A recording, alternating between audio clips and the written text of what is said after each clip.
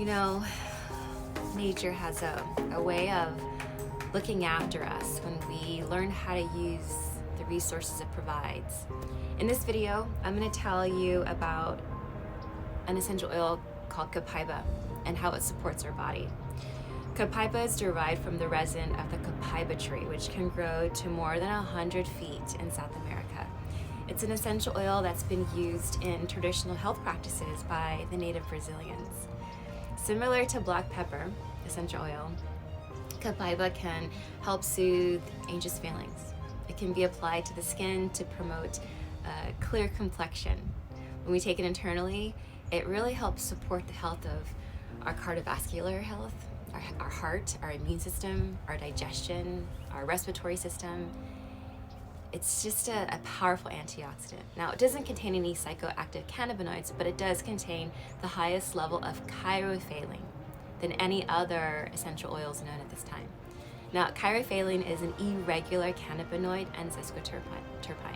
Chirophyllene speaks to the cannabinoid 2 receptors in the inner cannabinoid system, a signaling and regulating system comprised of enzymes, receptor sites throughout the body, and inner cannabinoids produced by the body.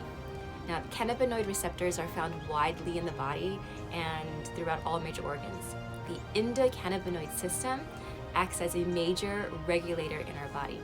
So when Copaiba is consumed, the chirophyllene binds to the endocannabinoid system receptors to promote healthy immune function and inflammatory response.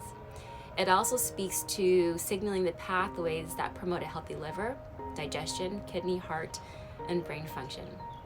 We use this oil topically and internally.